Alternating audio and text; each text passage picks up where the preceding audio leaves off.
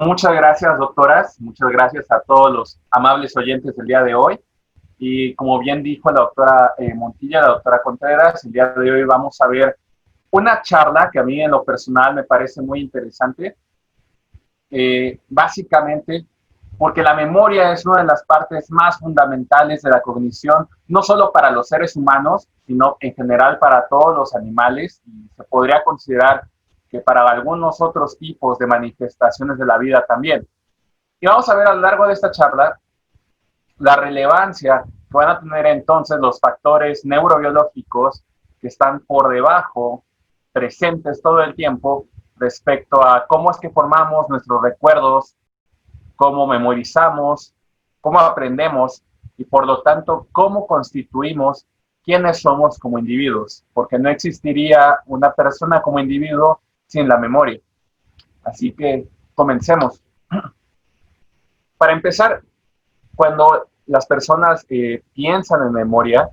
muchas veces solamente imaginamos este proceso de aprender algo y de repetirlo de manera posterior, y es algo que se ha utilizado mucho, sobre todo en la educación, a nivel básico, a nivel secundaria, y sobre todo en nuestros países de Latinoamérica,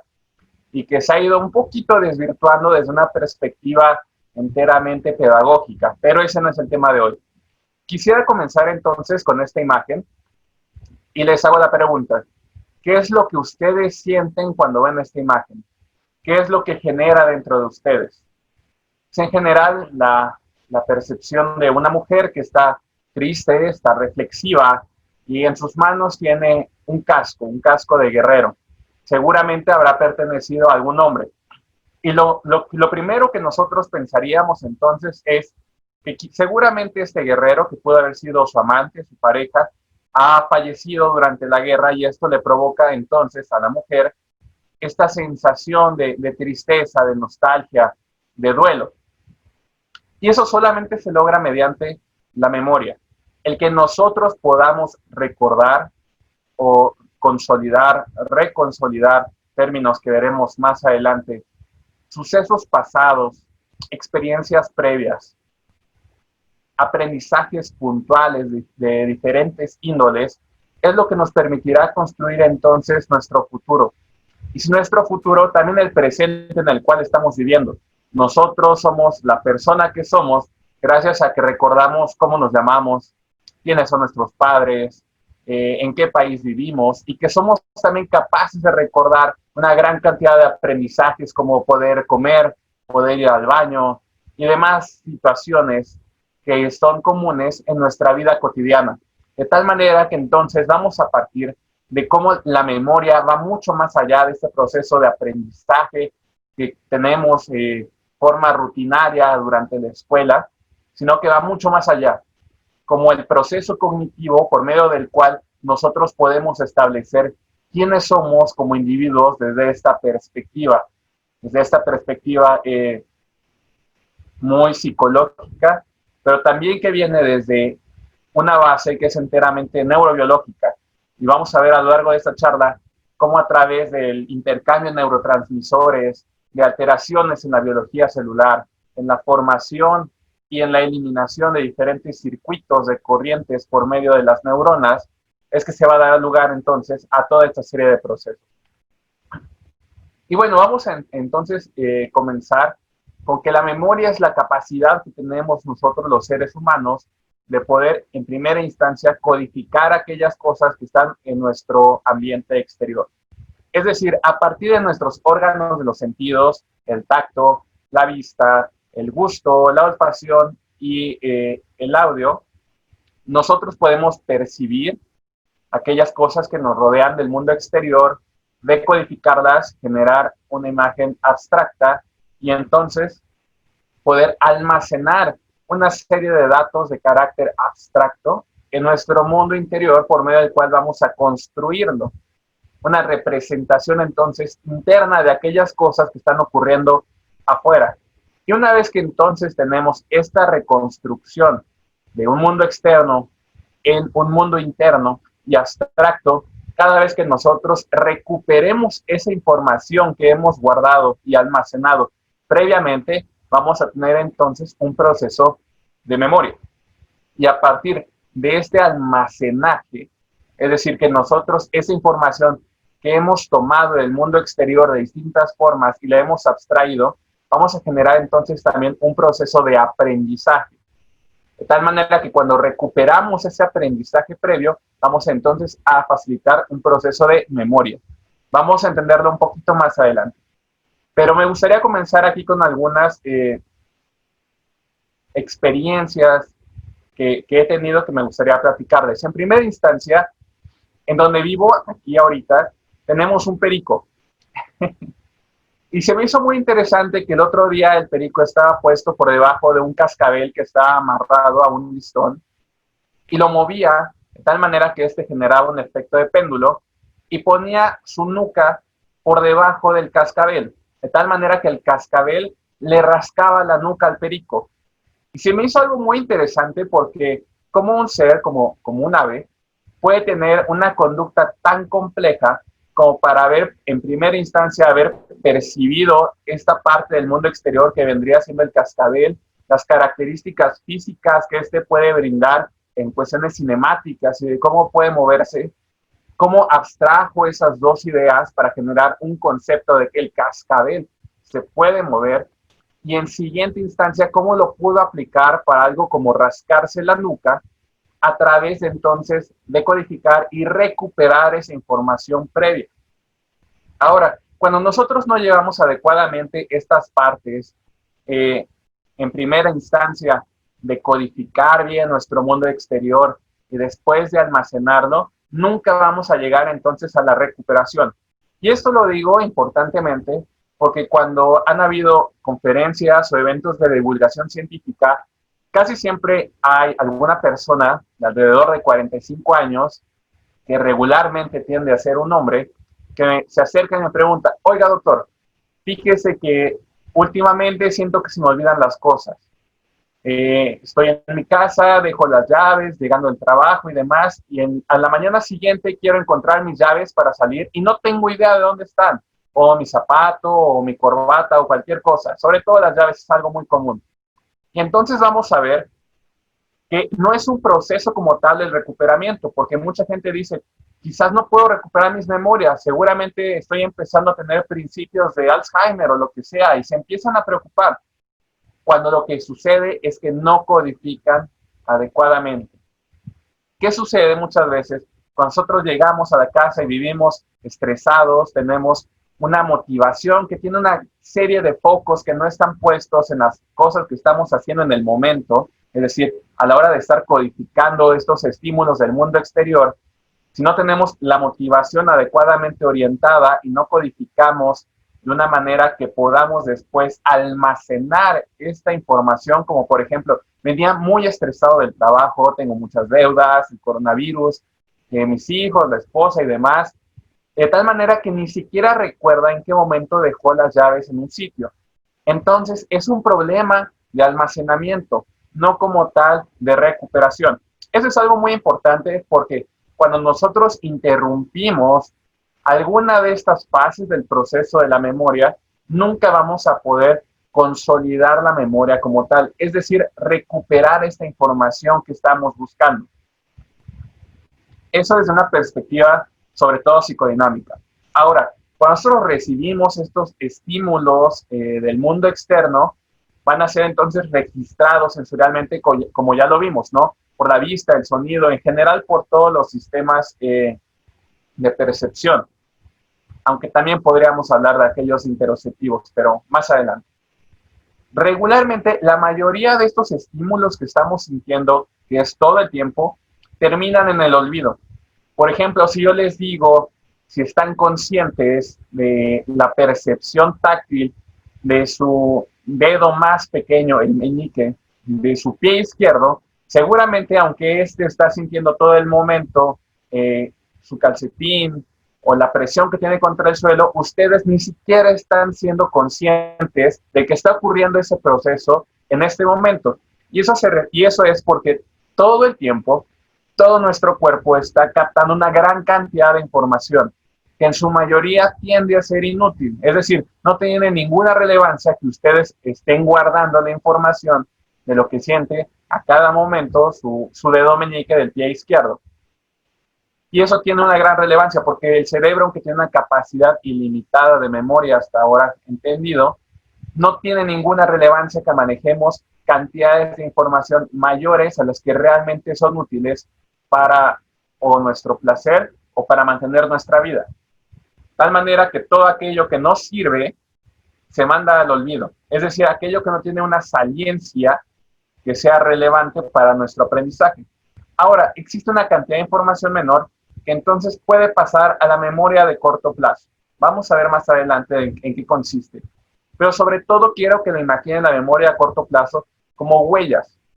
Es decir, como cuando nosotros estamos percibiendo algo, por ejemplo, si yo estoy percibiendo esta pelota de béisbol, nada más alcanzo a percibir aquellas partes de la piel que son mis huellas dactilares. Y de esa misma manera, como si fuera una impresión de esa huella con tinta, llega a nuestra memoria, solamente una tenue huella, que a partir de que nosotros tengamos una práctica, un repaso, una codificación, decisión, estrategias de recuperación, es decir, una serie de procesos cognitivos en los cuales nosotros le demos un significado y una relevancia a esa huella sensorial, esta memoria a corto plazo podría pasar entonces a largo plazo, en las cuales ya son huellas perdurables y que son de distintas características que vamos a ver. Y cuando nosotros entonces paso y repaso y vuelvo a tocar y a percibir este estímulo, conforme vaya aumentando la cantidad de veces que yo repase ese mismo estímulo, voy a traer entonces una recuperación o una transferencia de la memoria de largo plazo a aquella que es de corto plazo. Ahora vamos a comenzar entonces con los diferentes tipos de memoria que existen. Y quisiera mostrarles esta pintura. Esta pintura, como varios de ustedes ya sabrán, me gusta mucho la correlación que existe con las artes, sobre todo las artes plásticas, con la neurociencia. Quiero que vean esta pintura que es clásicamente mexicana de un pintor que se llama Saturnino Herrán, que es de los principales impresionistas de aquí de México. Y quiero que vean que existe una gran cantidad de personas. Todos ellos están celebrando algo que es muy famoso aquí en México, que es el Día de Muertos, que es una festividad a la memoria. Es decir, a recuperar aquellas vivencias, emociones, sentimientos que tenemos por aquellas personas que eran nuestros seres queridos que han fallecido. Y lo que ocurre entonces en esta alegoría es que tenemos personas de diferentes edades que presentan diferentes posturas cognitivas hacia lo que viene representando entonces el estar recordando a un ser querido anteriormente. Y entonces quiero que comencemos con esto, la memoria sensorial. Registra la información del ambiente externo por un tiempo muy breve, pero suficiente para transmitir la información a la memoria de corto plazo. Es decir, esta primera huella que nosotros tenemos de la memoria a partir de lo que nosotros estamos percibiendo sensorialmente. Si nosotros cambiamos rápidamente, hay muchas cosas de esta pintura que ustedes no habrán recordado. ¿Por qué? Porque no tuvo la suficiente relevancia, como por ejemplo las caras de los personajes que les comenté. Un ejemplo podría ser esta parte donde existe un pequeño monte, un pequeño cerro,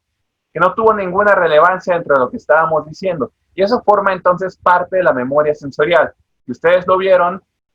pero nada más duró un par de segundos en los cuales no tuvo ninguna relevancia y por lo tanto no pasó a ser decodificada la memoria de corto plazo. Ahora, esta memoria de corto plazo es sumamente limitada. Nada más tiene la capacidad de retener una imagen o alguna experiencia de carácter sensorial entre 18 a 20 segundos. Es verdaderamente poco. Sin embargo, es algo que podemos medir muy bien cuando damos instrucciones u órdenes, por ejemplo, a nuestros pacientes. Aquellos que no tienen la capacidad de recordar una orden que nosotros le dimos hace menos de 15 segundos, seguramente entonces vamos a tener un daño de nuestra memoria a corto plazo. Ahora, esta memoria se dedica a organizar y analizar la información para interpretar las experiencias que estamos viviendo en nuestro mundo presente. Sobre todo aquellas que vienen siendo parte de un presente que en realidad es pasado, pero que como acaba de ocurrir hace tan poco tiempo, ni siquiera somos capaces de distinguir qué es un tiempo pasado, sino que lo seguimos considerando dentro de la misma línea de tiempo-espacio como un presente, al igual que la diapositiva anterior que acabo de pasar. Y por último, cuando esta información tuvo la debida relevancia, pasa entonces a la memoria de largo plazo. Y no solamente la relevancia se puede dar por medio de la saliencia de los estímulos, y por saliencia me refiero a qué tan relevante puede ser un estímulo. ¿Qué va a ser la diferencia entonces aquí? Que, por ejemplo, si vemos un poco de agua tirada en el piso, esta agua no tiene mucha saliencia,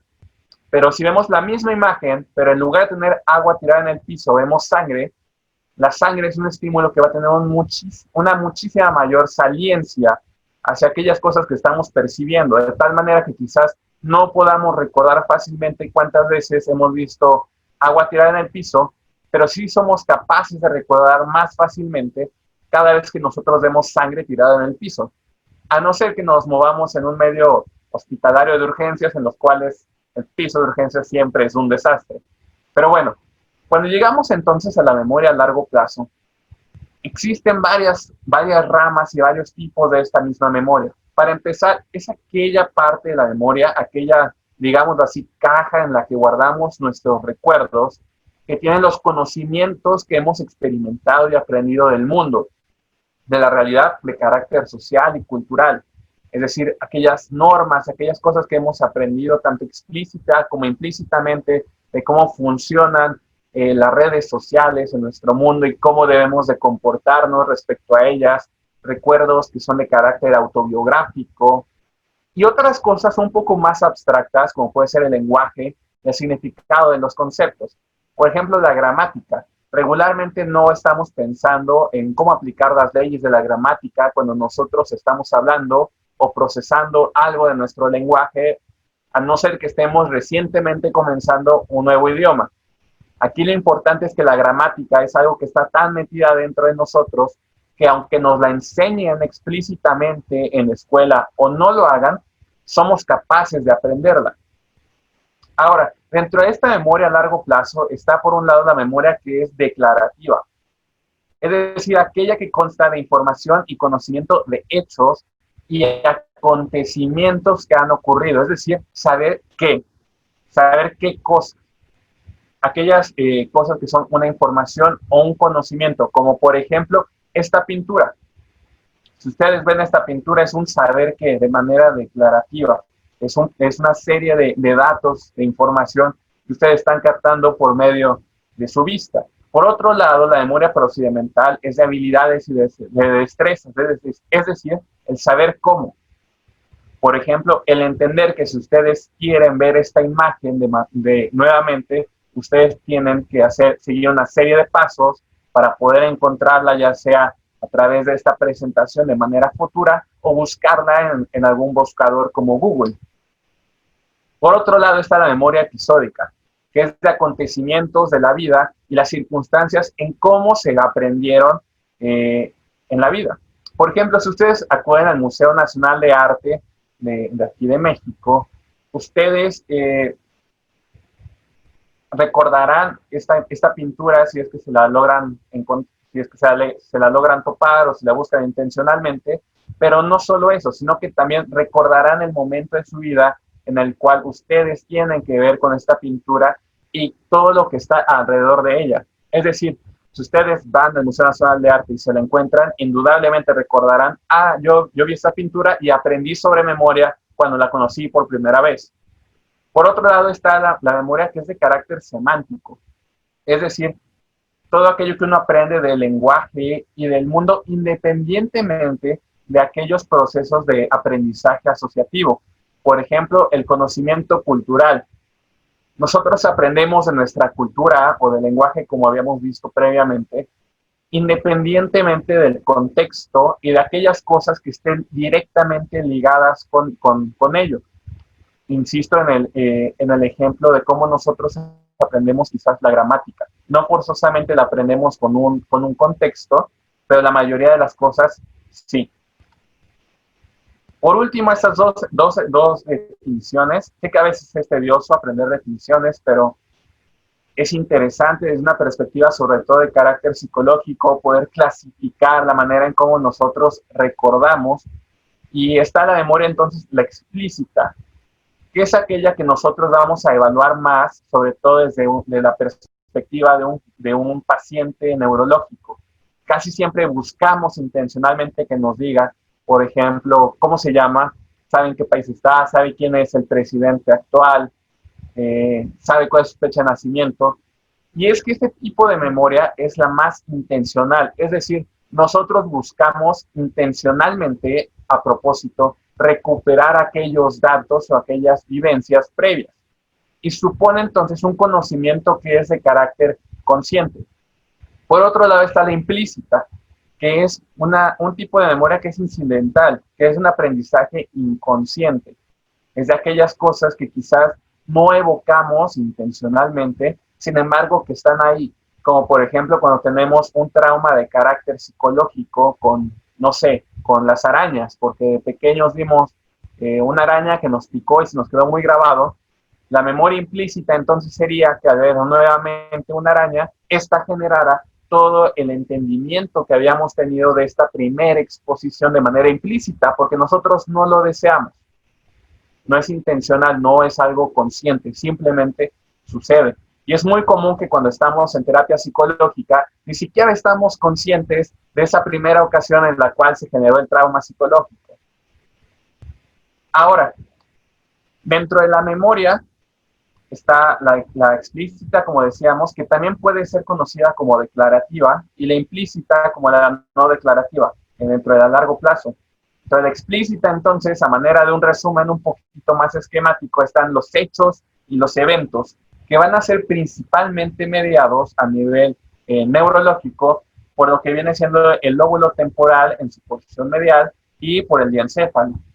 Mientras que la memoria implícita tiene una gran cantidad de partes en las cuales se puede variar, y esta gran cantidad de partes van a ser mediadas por diferentes estructuras. De tal manera que aquí otro concepto clave es que la memoria no es una estructura única en la que podamos encontrar en nuestro sistema nervioso. Nosotros decimos memoria, automáticamente pensamos en el hipocampo. Sin embargo, hay una gran cantidad de diferentes estratos biológicos, es decir, estructuras de la configuración interna del encéfalo y sus conexiones que están relacionadas con la memoria y el aprendizaje. Por ejemplo, estamos viendo los hábitos y aquellas habilidades que podemos desarrollar de manera implícita, están codificadas sobre todo por el cuerpo estriado. Por ejemplo, cuando nosotros andamos en bicicleta, para poder calcular la fuerza con la que nosotros avanzamos en el pedaleo, la postura muscular para mantener un equilibrio, el tiempo y el espacio para determinar qué tanto nos tenemos que inclinar para poder dar una vuelta, son cuestiones que están codificadas en la memoria a partir de la experiencia previa, ya sea de haberlo pasado bien o habernos caído de la bicicleta, que por ejemplo están configuradas en el cuerpo estriado. Y existen otras más, como por ejemplo el priming, que vendría siendo la facilitación de la memoria, que vamos a ver más adelante, es sobre todo mediada por la neocorteza. Y si mediada por la neocorteza, entonces pensamos en lo evolucionado que puede ser este tipo de memoria para utilidades muy específicas de carácter cognitivo y social. Y bueno, en general existen, por ejemplo, otros como lo que viene siendo el condicionamiento clásico, como puede ser el ejemplo maravilloso de Pablo, que hacía sonar una campana y generaba que los perros que tenía ya con este condicionamiento entonces salivaran. Y eso sobre todo va a ser mediado entonces por la amígdala y el cerebelo. Y bueno, finalmente, aquellos aprendizajes que no son no asociativos, que vendrían siendo sobre todo por las vías de los reflejos. Y quisiera hacer un poquito de hincapié entonces en este condicionamiento clásico. Para aquellos que no tengan la idea o el aprendizaje previo de que hizo Pablo, él lo que describió es cómo nosotros aprendemos un concepto o una idea a partir de un contexto en el cual lo estamos asociando. Él, por ejemplo, le daba de comer a sus perros, o los exponía a olores de comida, y le sonaba al mismo tiempo una campana, de tal manera que los perros asociaban entonces el sonido de la campana con la comida. y que cuando él retiró la comida y sonaba la campana sin ofrecerles nada, ellos seguían entonces salivando. Esa es la principal forma como nosotros los vertebrados somos capaces de aprender, a partir de condicionamientos que son sobre todo de carácter contextual. Casi todo lo que nosotros aprendemos no lo aprendemos solo, lo aprendemos con una asociación.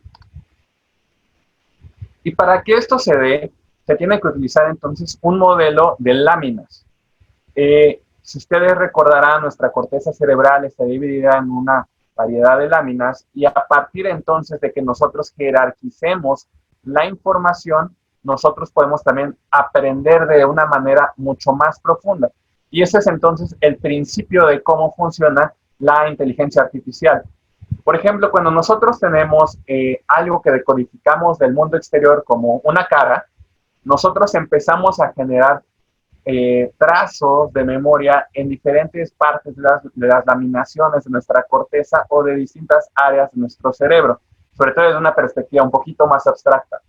Y lo que sucede es que cuando vamos superponiendo estas láminas, nosotros podemos ir conjuntando diferentes características neuronales y gliales para entonces generar un concepto muchísimo más profundo y mucho más complejo que podamos recuperar de manera posterior por medio de la memoria, como puede ser el rostro de una persona. Por ejemplo, cuando mucha gente usa estas aplicaciones de FaceApp o de Instagram o de Facebook, en los cuales ponen su cara y les pone, no sé, flores o maquillaje, el cambio de color en los ojos o cosas similares a su fotografía,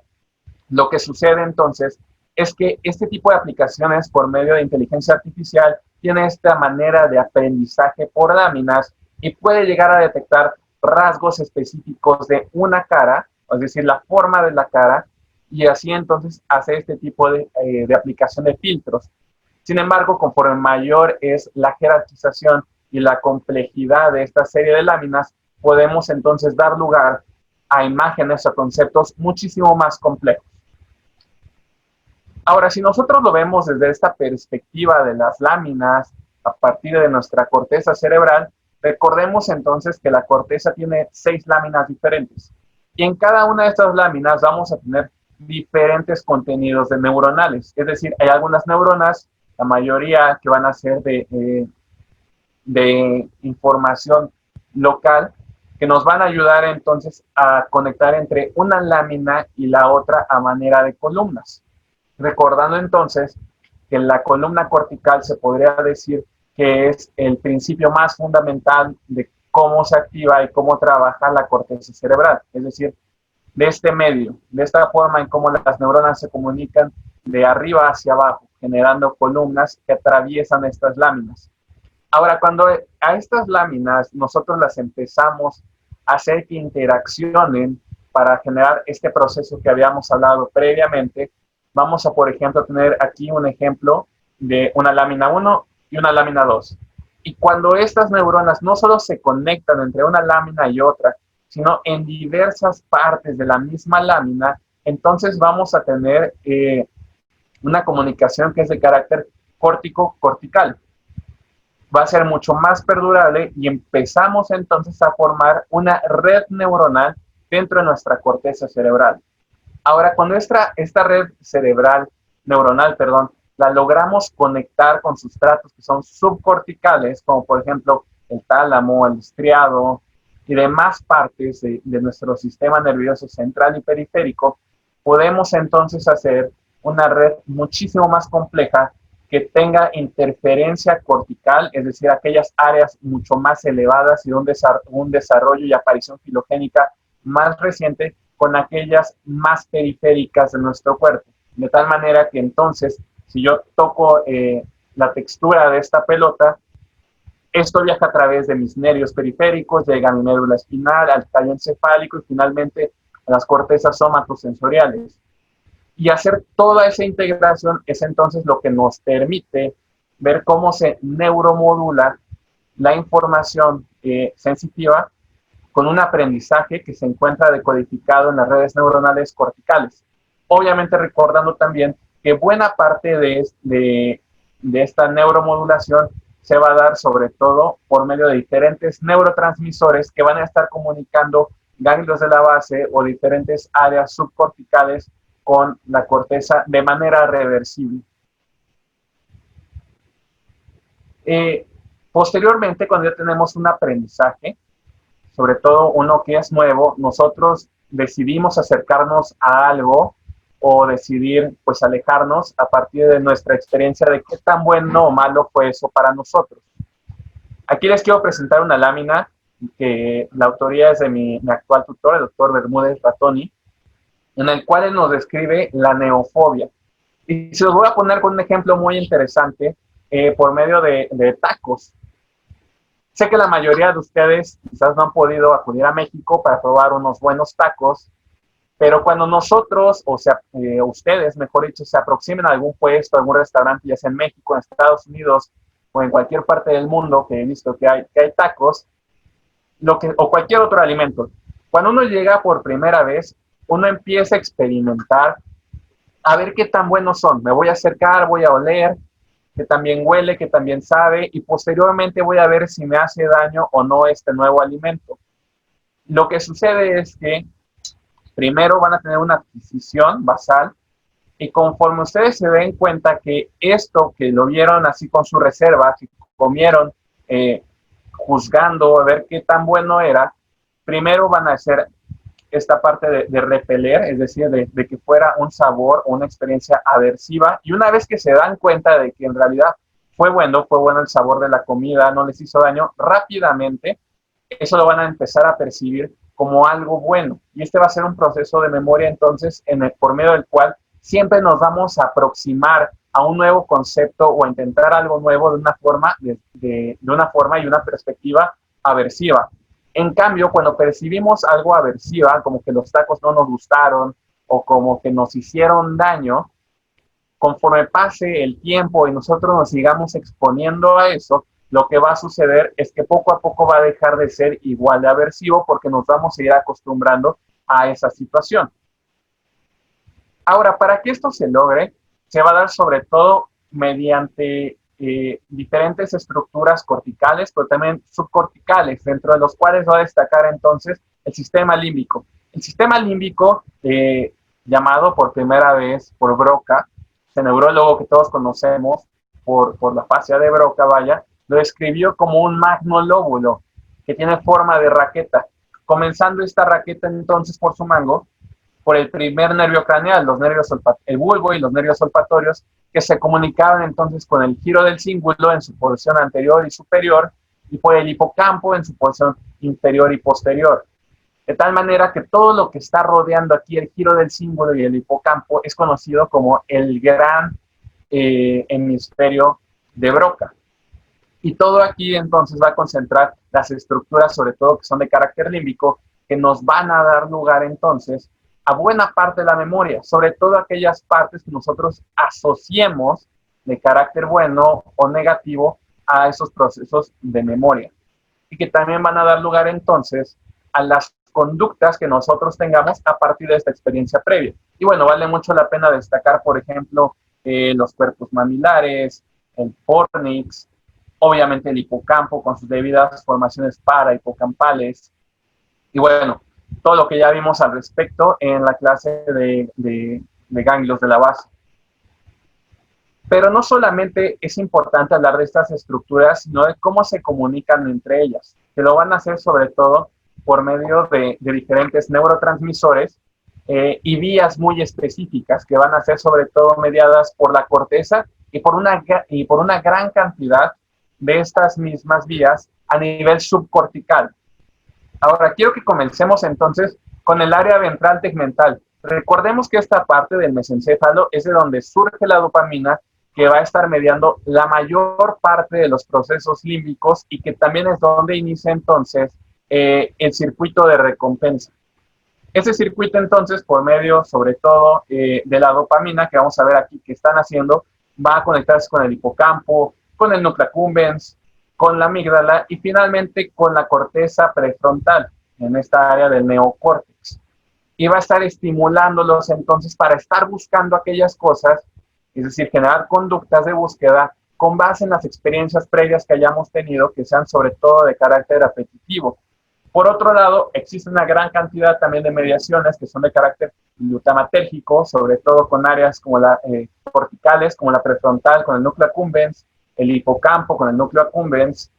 y estos a su vez con la amígdala, que nos van a dar lugar entonces a conductas que son un poquito más instintivas y de cómo son mediadas a través de las cortezas. Y finalmente aquellas que sean GABAérgicas, es decir, que sean inhibitorias, que promuevan el que no haya una conducta, sobre todo mediadas entre el BTA, el accumbens y la vénula. Y bueno, podríamos hablar todo el día sobre las diferentes conexiones que existen entre estas áreas corticales y subcorticales y podríamos generar una gran cantidad de conclusiones, pero ese no es el propósito de esta charla. Ahora, cuando estas áreas se llegan a alterar, pueden haber importantes alteraciones también en la memoria como tal. Y aquí les quiero presentar esta pintura de Van Gogh, donde hay una gran cantidad de bebedores, y lo que ocurre es que, por ejemplo, si nosotros lesionamos los cuerpos mamilares, un ejemplo de ello es a través de una malnutrición, particularmente el déficit de la tiamina, de la vitamina B, que está regularmente caracterizada dentro de las personas que son consumidores de alcohol crónicos de importancia, es decir, verdaderos alcohólicos, tienen este tipo de déficits de vitamina B. Es muy común que ocurra entonces daño, por ejemplo, en los cuerpos mamilares, que habíamos dicho que es una estructura límbica fundamental en la memoria. Y de ahí surge entonces un tipo de síndrome que es conocido como la demencia de Korsakoff, en la cual los pacientes pierden la memoria anterógrada. Un ejemplo de esto sería muy brillantemente descrito por el libro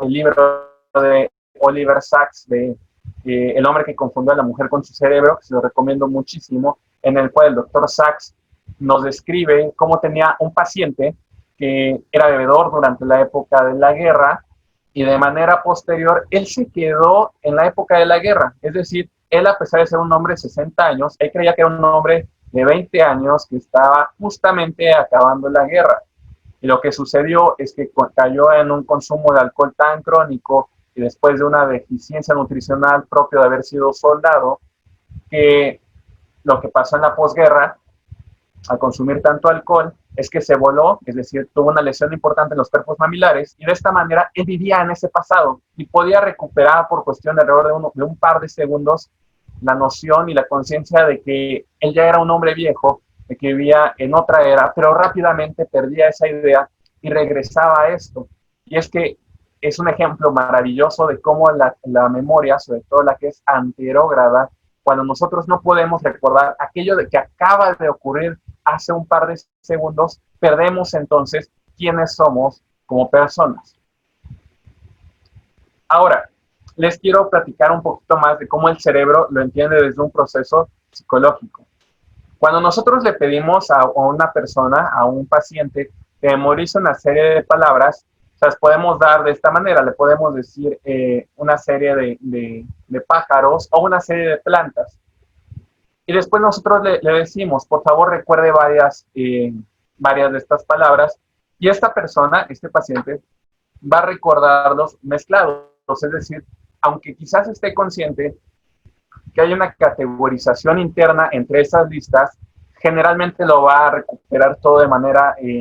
desordenada. Sin embargo, cuando nosotros le damos el comando de que nos lo diga a partir de categorías, es decir, que nos diga puras aves, difícilmente esta persona nos va a mencionar el nombre de alguna flor.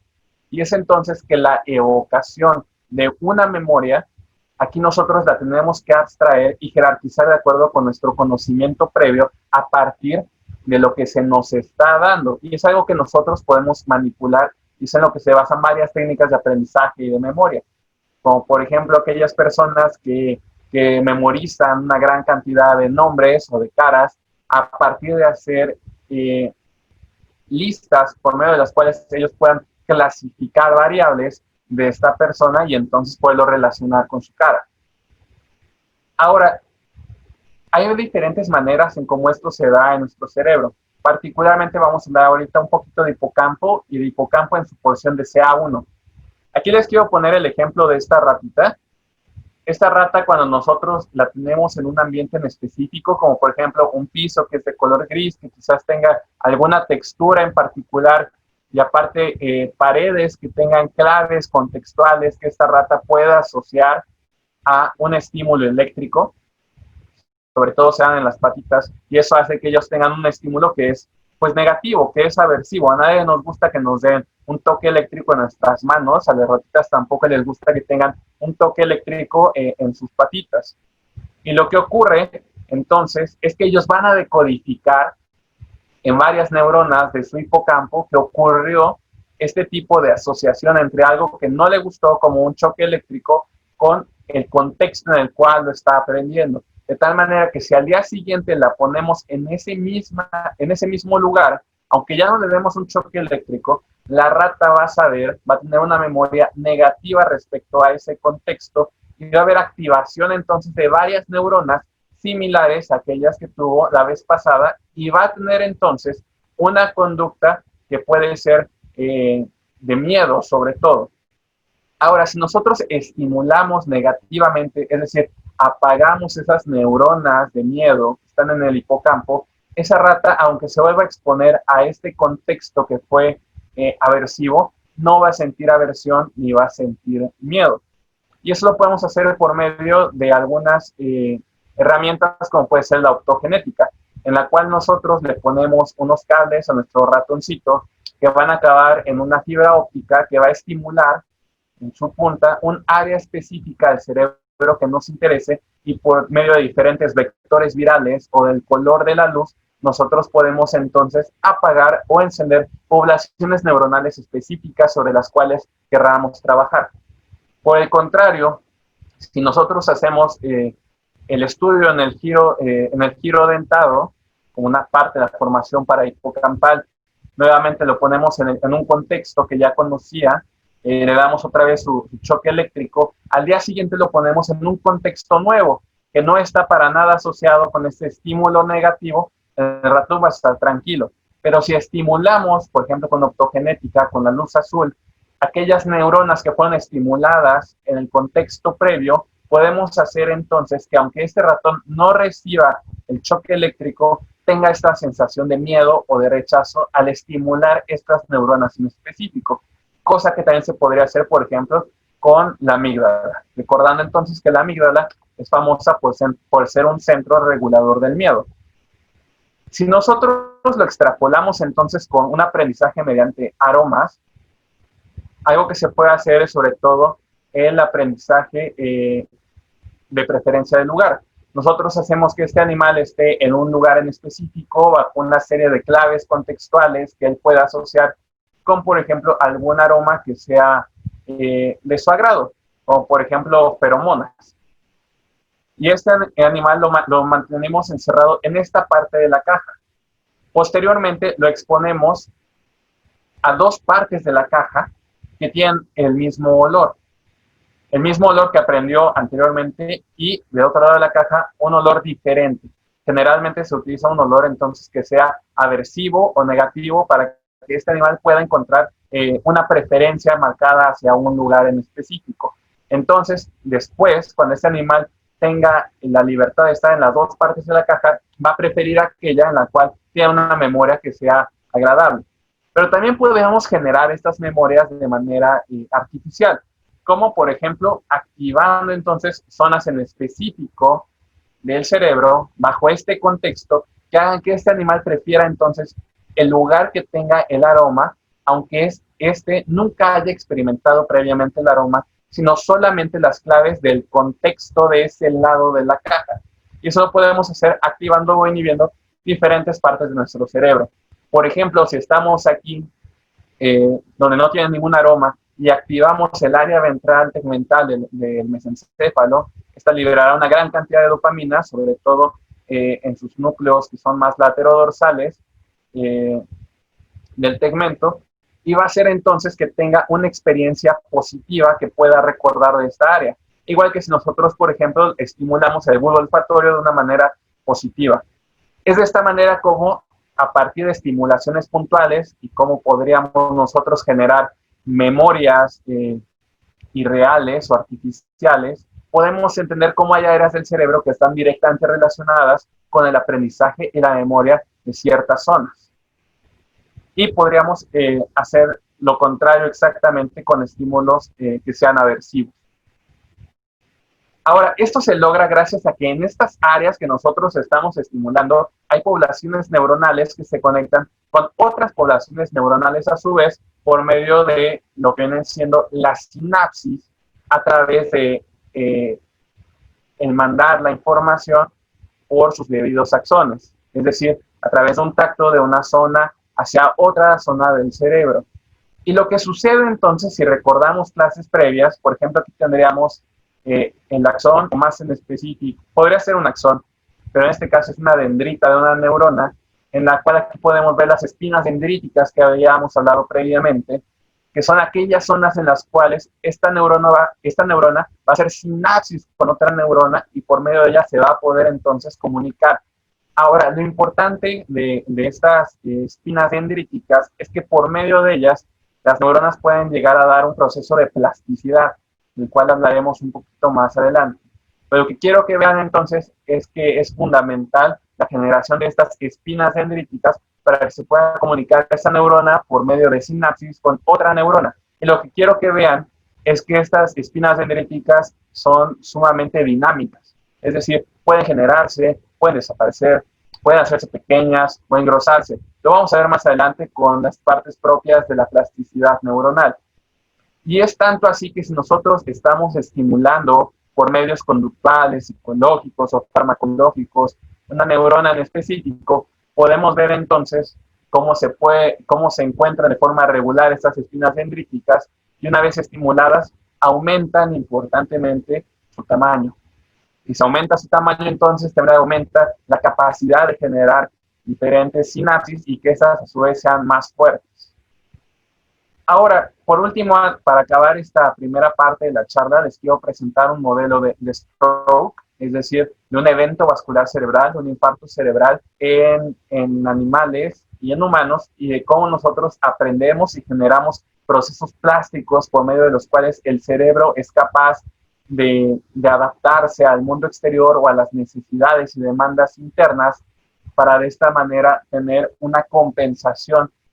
de cualquier tipo, ya sea de tener mayor fuerza de asociación entre las diferentes sinapsis o quizás que una área que ha sido dañada pueda ser reemplazada por otra área, que es algo muy parecido a lo que ocurre en el evento vascular cerebral. Entonces partimos de que en este cerebro humano tenemos aquí las áreas de la corteza motora, la corteza premotora también aquí, y cómo estas se comunican directamente con nuestras manos o con diferentes partes de nuestro cuerpo. Pero también como en el cerebro de los animales, particularmente en el de rata, existen distribuciones muy similares en cuanto a su corteza y cómo estas se conectan entonces con las extremidades del cuerpo. Recordando que aquellas áreas que están en el lóbulo izquierdo de nuestro cuerpo por la erectización de las fibras pasarán a ser aquellas que controlen entonces el hemicuerpo derecho. Sucede exactamente lo mismo en los ratones. Ahora, lo que sucede en un infarto cerebral, en un EBC, es que tenemos algún área de zona de irrigación de alguna arteria, como podemos ver aquí quizás una arteria coroidal, que irriga buena parte de los ganglios de la base, o algunas partes de la arteria cerebral media que irrigan partes de la corteza motora y la premotora. Entonces lo que estaría ocurriendo es que cuando deja de llegar sangre a estas áreas, las neuronas dejan de tener su suplemento de oxígeno y de glucosa y empiezan a tener diferentes tipos de enfermedades, ya sea que queden funcionando erróneamente o clásicamente que mueran por falta del suplemento sanguíneo. Depende de qué tan rápido este suplemento sanguíneo se restituya. Y si perdemos estas áreas de nuestro cerebro, entonces las proyecciones que salen de ellas también se empiezan a perder y entonces vamos a tener los clásicos déficits del evento vascular cerebral, sobre todo aquellos que son de carácter motor, de tal manera que una persona típicamente tendría sus funciones motores conservadas, igual que un animal, pero después de este infarto cerebral ocurre una gran cantidad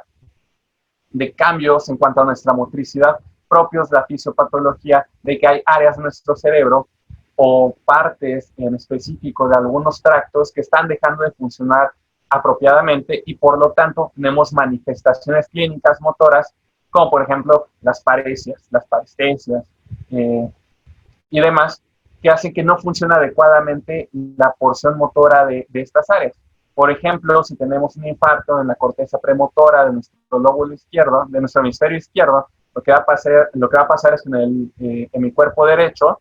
vamos a tener entonces estas alteraciones motoras, de tal manera que el brazo que tiene una paresia pues va a ser necesitado de una asistencia y finalmente quien va a tener el cargo de esa tarea lo va a terminar haciendo el otro brazo, el otro de mi cuerpo. Sucede exactamente lo mismo con los animales. Se van a apoyar, va a tener el mismo tipo de deficiencias que los humanos.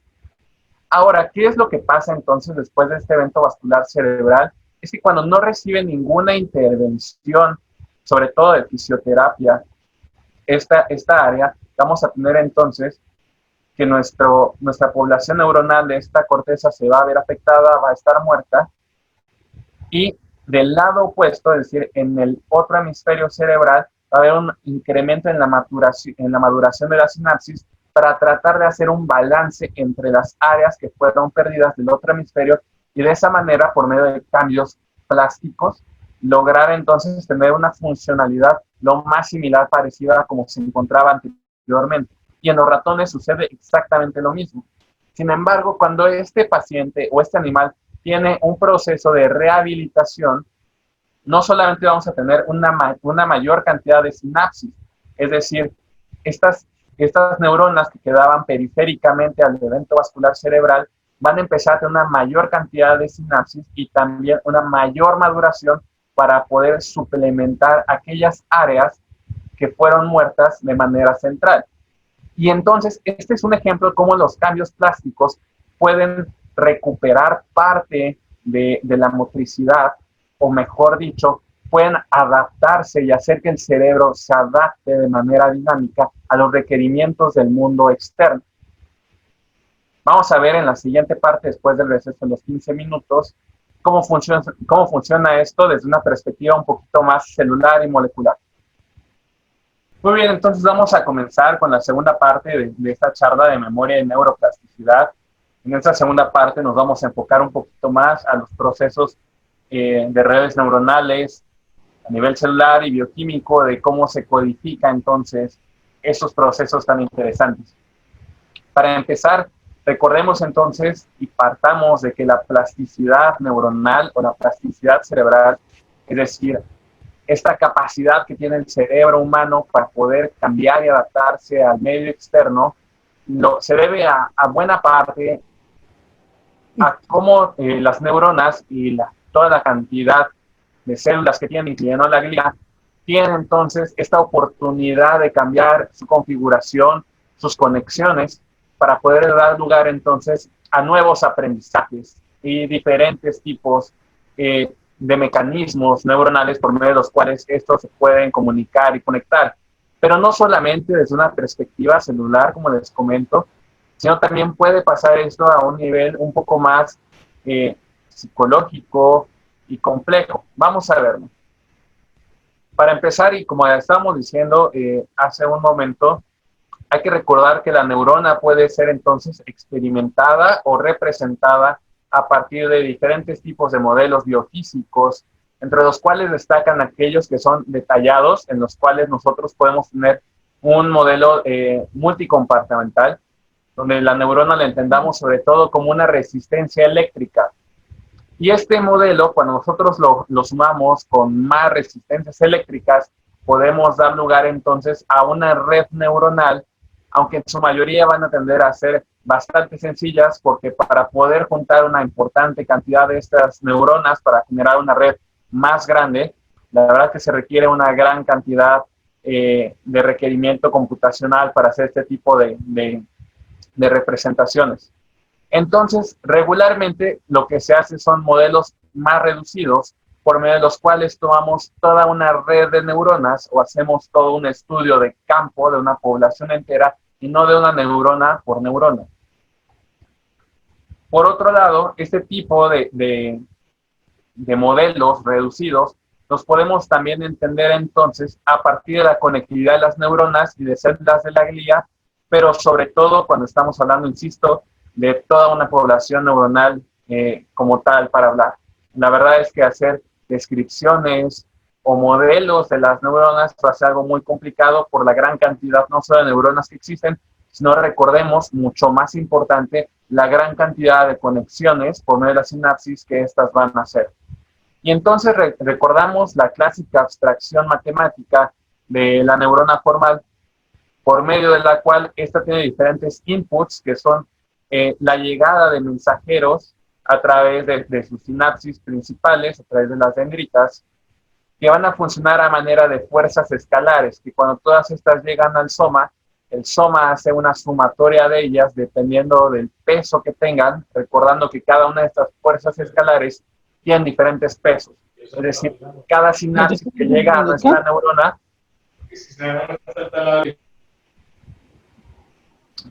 Dale, Andrés, tranquilo. Ya cada sinapsis que llega a nuestra neurona va a ser de diferente peso, es decir, una diferente fuerza escalar en comparación con otras. Recordemos entonces que la sinapsis en el cerebro no es una democracia, no todo el mundo tiene el mismo valor en cuanto a su voto, sino que algunos tienen más y otros menos. Finalmente, cuando se hace la sumatoria de todas estas fuerzas escalares, la neurona decide despolarizarse o no, y si lo decide hacer, lo hará con un cierto mensajero o no a manera de su output.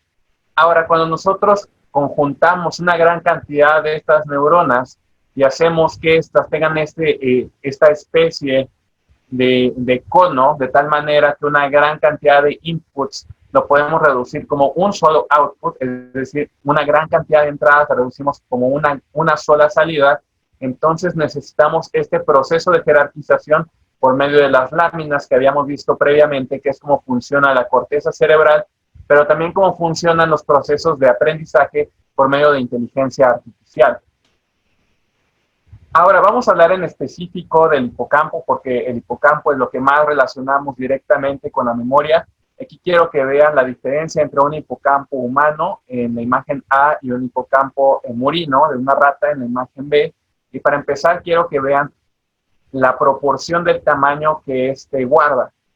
denotando entonces cómo es muy importante la aparición filogénica en diferentes momentos de este tipo de estructura que se ve reflejado en el tamaño que guarda con el resto del encéfalo, y eso va a ser sobre todo por cómo ésta va a modular los diferentes procesos de memoria y de las conductas, sobre todo aquellas conductas que sean impulsivas por parte de los humanos o de los animales. Ahora, dentro de la anatomía microscópica que va a componer a nuestra formación hipocampal, sobre todo en ratas, y lo hago en ratas porque es muy fácil extrapolarlo a humanos, pero aumentando el tamaño de la superficie y aumentando importantemente la cantidad de neuronas, quiero que veamos cómo el hipocampo guarda una gran conexión, sobre todo aquí con el giro dentado y la corteza entorrinal. Recordando sobre todo que la corteza entorrinal nos va a presentar este tipo de laminación tan específica que va a ser a manera de vías paralelas, que lo podemos ver más claro aquí. Y justamente la paralelización de estas vías en el área de la corteza entorrinal va a ser lo que nos permite entonces que todo lo que ocurra dentro del hipocampo, particularmente las conexiones entre las neuronas hipocampales, sobre todo de CA1, CA2, de CA3, lo que va a lograr entonces es que estos se puedan conectar con otras partes de las cortezas y entonces darle un significado a las diferentes memorias que nosotros podamos generar. Es bastante complejo la serie de interconexiones que existen aquí porque hay una gran cantidad de neuronas y células de la glía acomodadas de manera diferente al resto de las capas de la corteza cerebral, como nos mencionaban brillantemente en el receso que acabamos de tener. Y justamente ese tipo de administración arquitectónica va a ser lo que dé lugar a este tipo de corteza que es muchísimo anterior a las cortezas prefrontales que tenemos nosotros los seres humanos y que se presentan en otros animales.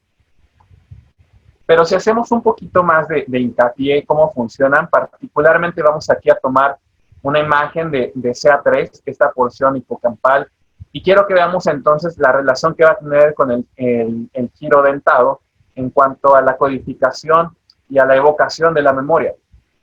Y lo que vamos a tener entonces, estas van a ser neuronas clásicas de nuestro hipocampo, que se van a estar interconectando por medio de fibras musgosas. Estas fibras musgosas que se están conectando entonces a este riel paralelo de la corteza entorrinal van a dar lugar a cómo nosotros podemos facilitar diferentes tipos de aprendizaje. Quiero que veamos entonces cuando nosotros tenemos algún aprendizaje de algún tipo, como por ejemplo una exposición a un lugar nuevo, lo que va a ocurrir es que se van a activar, se van a despolarizar neuronas en específico del hipocampo, que para guardar un proceso de plasticidad necesitarían tener una serie de repeticiones a lo largo del tiempo, hicieran que se formaran más fuertemente los lazos sinápticos entre una neurona y la otra, para poder entonces recurrir a estos aprendizajes previos de una manera más fácil por los procesos de memoria. Sin embargo, en el hipocampo, y algo que diferencia mucho a la corteza cerebral, es que existen estas proyecciones de fibras musgosas, de interneuronas, que lo que hacen es hacer un soporte que va a ocurrir entre una exposición de minutos a horas, para que justamente esa plasticidad, ese aprendizaje nuevo no se pierda, sino que se quede almacenado de manera temporal irreversible a través de estas fibras hasta que las neuronas tengan la capacidad entonces de hacer este proceso de plasticidad con nuevos puntos de conexión entre las sinapsis, y no solo nuevas sinapsis, sino que estas sinapsis sean más fuertes, que sean engrosadas, como podemos ver comparativamente aquí, entre este proceso hipocampal que duró de minutos a horas, a la codificación de una memoria de días a semanas. Entonces, sobre todo aquí lo que quiero destacar es cómo la memoria que es mediada por el hipocampo tiene una gran cantidad de facilitadores por medio de los cuales fácilmente aquellas cosas que lleguen al hipocampo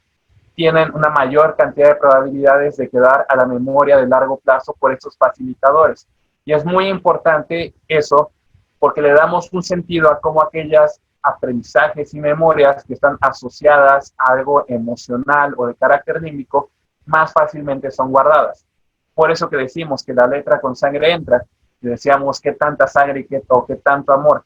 Lo que ahí depende entonces es que cuando nosotros tenemos un aprendizaje asociado a un sentimiento o a una emoción, ocurren estos procesos tan particulares del hipocampo por medio de los cuales se facilita ese tipo de memoria asociativa. Ahora, para que esto ocurra, pasan una gran cantidad de procesos bastante complicados. Recordemos entonces que aquí tenemos una fotomicrografía de cómo se ven neuronas de forma regular con una tinción de níquel, por medio de la cual nosotros podemos entonces destacar lo que es la sustancia níquel, que son todos estos grúmulos que se encuentran alrededor de nuestro núcleo neuronal. Recordando que las neuronas con este tipo de tinción se van a llamar clásicamente como células con ojo de búho. ¿Por qué? Porque en el centro tenemos en blanco nuestro núcleo celular y en el centro del núcleo al nucleolo, dando lugar entonces a este proceso de heterocromatina, en el cual toda esta parte blanca de nuestro núcleo celular se encuentra una gran cantidad de material genético que está desplegado para poder ser procesado y llevado entonces a la última instancia de generar proteínas. Proteínas no solamente habíamos visto la vez pasada para generar neurotransmisores y receptores que nos permitan el proceso de sinapsis, sino también para dar lugar entonces a cambios morfológicos de la célula. Y eso se va a dar sobre todo estos cambios morfológicos de neuroplasticidad, es decir, de generar una mayor cantidad de conexiones neuronales y hacer más fuertes los que existen por cambios que van a ser epigenéticos. Y aquí les quiero presentar entonces una parte muy pequeña del DNA, de nuestro material genético, el cual está compactado sobre todo en la heterocromatina por medio de octámeros de histonas. Es decir, esta cantidad de bolitas que son unas proteínas en las cuales se va a ir enrollando el material genético. Y lo que ocurre entonces con un cambio epigenético es que cuando tenemos una exposición medioambiental o de carácter psicológico, aquellas áreas del DNA que tienen una mayor relevancia en ese momento para que sean procesadas y leídas para generar proteínas, van a ser marcadas con estos procesos metil, es decir, una partecita química, por así decirlo, se va a unir a esta parte del DNA a manera de un separador en un libro. Y eso va a hacer entonces que sea más fácilmente de manera posterior poder leer esta área del DNA y poderla decodificar en la formación de una proteína. Un momentito, Andrés, y disculpa que te interrumpa. Me están escribiendo que no se ven las diapositivas, pero yo veo todas las diapositivas. Si hay alguien más que no las ve, quizás pueda ser el internet. Grace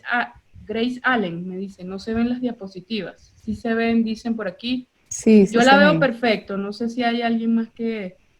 No, todo el mundo me está confirmando que sí. Que Listo, Andrés, era que eso. salga y vuelva a entrar. A ver, si intentas salir y entrar, Y entrarse. pero puede ser... Sí, porque creo que en general varios sí las estamos viendo, ¿no? Sí, sí, yo creo que puede ser quizás la conexión de Grace. Si quiere, checa y salir y entrar y seguimos. Dale, Andrés. Muy bien.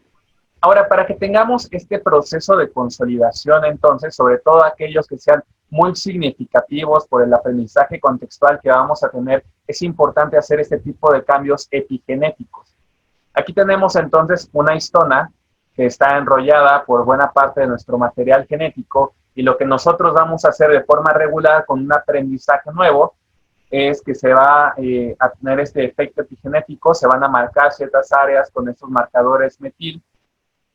y vamos a tener una consolidación clásica, la cual se va a poder mantener y va a darnos entonces un resultado de alguna conducta. Sin embargo, cuando nosotros sobremetilamos, es decir, tenemos un cambio epigenético de mayor relevancia por alguna cosa, por ejemplo, porque haya sido un recuerdo que haya tenido mucho valor emocional o que haya tenido mucha saliencia o diferentes circunstancias similares que hagan que ese evento haya sido muy marcador, tenemos entonces que es mayor la cantidad de cambios epigenéticos que van a estar ocurriendo y van a marcar más fuerte esta área, este segmento del DNA que nos interesa codificar de manera posterior, de tal manera que la respuesta condicionada puede persistir durante una mayor cantidad de tiempo y más fácil de volver a accesar a ello. Cuando nosotros tenemos algunos recuerdos, a veces nos cuesta trabajo poderlo sacar, pero lo logramos sacar, como las tablas de multiplicar.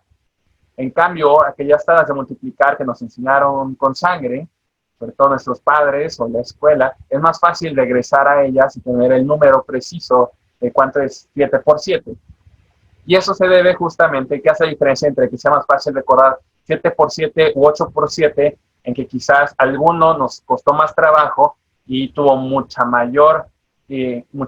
castigo, exposición a un castigo, que genera una mayor cantidad de cambios epigenéticos, por medio de los cuales entonces podemos reconsolidar esa memoria de manera más perdurable. No solamente eso, los cambios plásticos, entonces, vamos a ver cómo se pueden extrapolar a la neurona. Ya vimos cómo ocurre en el DNA, en el material genético, ese tipo de cambios plásticos. Pero de forma regular nosotros tenemos cambios plásticos mínimos en cuanto a la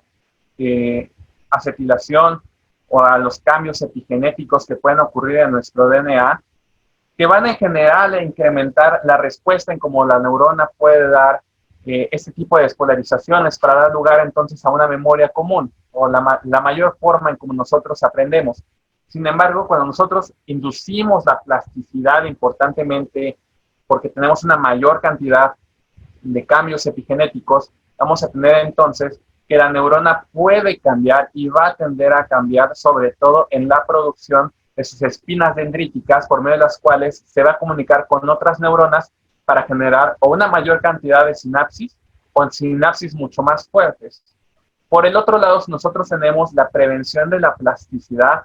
es decir,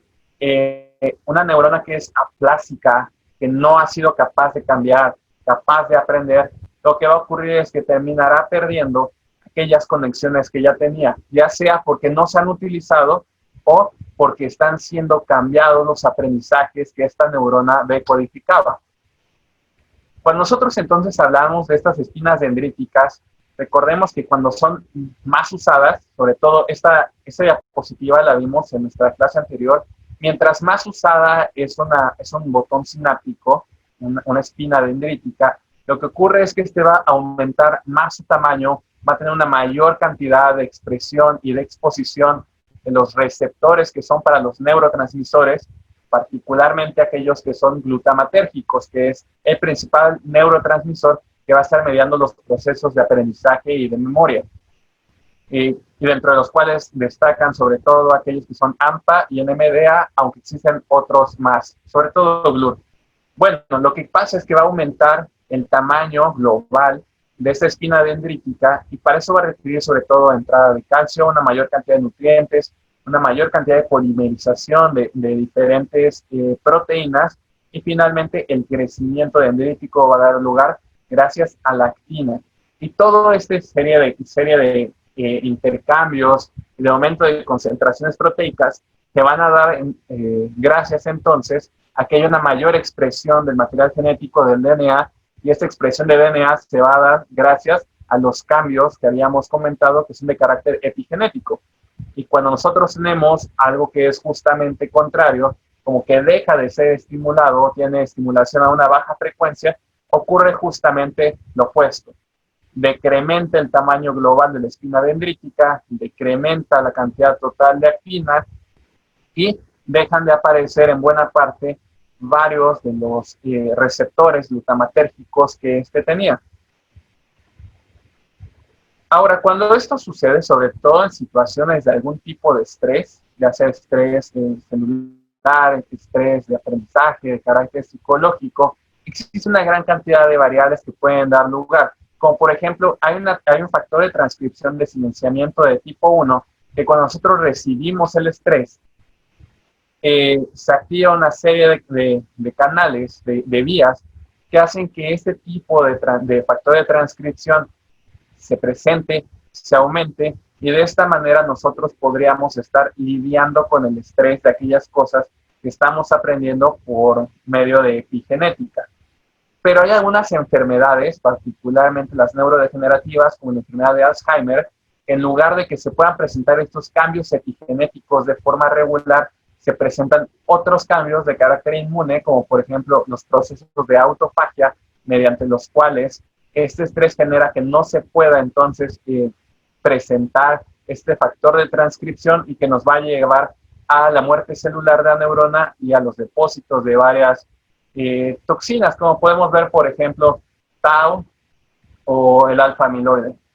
Y entonces es muy interesante cómo estos procesos de plasticidad no solamente tienen que ver directamente con cómo la neurona cambia de forma, que exprese mayor cantidad de dendritas o que haga más fuertes las redes neuronales, sino que también estos cambios epigenéticos dentro de la plasticidad pueden ayudar a que las neuronas sobrevivan por más tiempo o las precipiten a procesos de apoptosis, particularmente en casos de patologías como la enfermedad de Alzheimer. Ahora, también vimos en la clase pasada cómo existe una gran variedad de genes que hemos descubierto últimamente que están directamente relacionados con la expresión de proteínas de unión, como por ejemplo las integrinas, o en general de la unión celular, que cuando se ven alterados llevan entonces a la aparición de diferentes enfermedades de carácter neuropsiquiátrico. Y de tal manera hemos aprendido también que ese tipo de proteínas de unión celular, cuando tienen su sobreexpresión o infraexpresión por medio de cambios plásticos secundarios a alteraciones epigenéticas, pueden dar lugar entonces a mejora en el proceso de aprendizaje y de memoria. Vamos a tener entonces aquí una parte del botón presináptico, tenemos aquí a nuestro axón, y vamos a ver que todo eso está embebido en la matriz extracelular de las neuronas, en la cual están directamente en contacto diferentes proteínas que van a ser, por ejemplo, las integrinas, tanto sus porciones alfa como las beta, que va a permitir entonces ayudar la unión entre este proceso presináptico con el postsináptico y también con las células de la glía. Cuando eso se da de manera regular y armoniosa, vamos a tener entonces una regulación en el proceso de crecimiento de los axones, la modulación adecuada de la interacción entre los axones y las celdas de la glía, y regulación también en la aparición y en la expresión de los diferentes receptores que vamos a tener para los neurotransmisores, como por ejemplo los que son NMDA. Ahora, lo que sucede con eso es que este tipo de proteínas, las integrinas en específico, cuando reconocen su ligando, que es una proteína integral de la matriz extracelular, estas son capaces de ser activadas y comenzar procesos de señalización interna de la célula, de tal manera que entonces se comunican, sobre todo, por ejemplo, formando procesos de actina para poder dar lugar al crecimiento de espinas dendríticas o en general a una mayor expresión de membranas postsinápticas, y también a su vez van y codifican a parte del núcleo para que puedan hacer este tipo de cambios a nivel epigenético y que se pueda facilitar de manera posterior una mayor producción de proteínas, como puede ser la actina, fundamental entonces para este tipo de conexiones. Ahora, estábamos comentando en nuestro receso la importancia de la mielinización. Recordemos que la mielinización es un proceso por medio del cual nuestras células de la glía, particularmente los oligodendrocitos en el sistema nervioso central y las células de Schwann o de Schwann en el sistema nervioso periférico, son capaces de recubrir al axón de la neurona con estos procesos mielínicos que se caracterizarán sobre todo de manera bioquímica por ser de gran contenido lipídico, de tal manera que aquellos mensajeros o impulsos, descargas, despolarizaciones que nuestra neurona llegue a tener van a viajar por medio del axón, y estos procesos de los oligodendrocitos que van a formar estas vainas de mielina van a permitir que viaje más rápido la información y que se mantenga dentro del axón, perdiendo la menor cantidad de información y de esta manera haciendo más eficiente la velocidad de conducción. Ahora, recordemos también a nivel del desarrollo que este proceso se va a dar sobre todo cefalocaudal, es decir, aquellas partes más cercanas a nuestro cerebro van a ser primeramente mielinizadas y aquellas más alejadas, más cercanas a nuestras porciones más distales, van a ser las últimamente mielinizadas. Y eso se debe también a los procesos de aprendizaje. Es más importante para el cerebro empezar a aprender, es decir, por ejemplo, tener audición, tener vocalización, a tener procesos motores más complejos. Y de esta manera vamos a encontrar áreas en nuestro cerebro que tienen mayor grado de mielinización y por lo tanto mayor posibilidad de tener mayor velocidad de conducción y mejora entonces en el aprendizaje y la memoria de estas áreas. Aquí tenemos un par de fotomicrografías en las que podemos ver en el centro la serie de axones de nuestras neuronas y cómo están alrededor cubiertas por nuestras vainas de mielina. Si nosotros vemos este tipo de corte más longitudinal, vamos a ver entonces el axón en sus diferentes porciones, tanto en el área del nodo como en las áreas paranodales, y que alrededor de entonces de este axón se va a encontrar la vaina de mielina que lo está rodeando concéntricamente. Si hacemos una reconstrucción tridimensional, podemos verlo de esta manera. Cómo va aquí la vaina como parte de los procesos de estas células gliales, se detienen para poder hacer el proceso saltatorio de conducción por medio de los nódulos de Ranvier y nuevamente inicia una nueva vaina de mielina. Ahora, lo que se ha visto aquí al respecto es que cuando hacemos algún tipo de aprendizaje, particularmente en animales, se ha podido ver que el condicionamiento al miedo puede hacer que los precursores de los oligodendrocitos se terminen diferenciando y una vez diferenciados, estos tengan una mayor capacidad de mielinización de diferentes vías relacionadas con ese aprendizaje que nosotros estamos dando lugar. De tal manera que llegamos entonces a una mayor posibilidad de consolidación y de evocación de esas memorias facilitada enteramente por procesos de los oligodendrocitos. Y esto rompe muchos paradigmas porque anteriormente se consideraba que la plasticidad neuronal se debía únicamente a las neuronas como tal, es decir, a que haya mayor cantidad de redes y que éstas tengan mayor cantidad de sinapsis y estas sinapsis mayor fuerza. Sin embargo, no solo eso, también la interacción aquí de las células de la glía es fundamental para tener un mayor aprendizaje. Y es algo que platicábamos en nuestra primera sesión con, por ejemplo, cuando se hizo el estudio del cerebro de Einstein, cómo no variaba grandemente con otro tipo de cerebros, otros especímenes humanos, pero lo principal que tenía de diferencia era un mayor desarrollo en general de las células de la glía. Y es que estas células de la glía son tan fundamentales como las neuronas para que podamos dar lugar al proceso de memoria y de aprendizaje. Entonces, cuando logramos que esos oligodendrocitos lleguen a su punto máximo de maduración, para lo cual requiere tiempo, obviamente pensemos que este proceso de aprendizaje, para que llegue al proceso de memoria también, necesita tiempo para consolidarse, necesita tiempo para estarse dando lugar un repaso. Conforme más sucede esto, más tiene una ventana de oportunidad nuestro oligodendrocito para poder mielinizar estas vainas justamente y dar lugar entonces a que la materia blanca tenga una mayor densidad. Y entonces lo que podemos ver en este experimento en el cual se usó tetradotoxina para poder inhibir el funcionamiento de las vesículas de algunos axones, es que cuando nosotros poníamos nuestro oligodendrocito de manera regular, en amarillo van a ser aquellas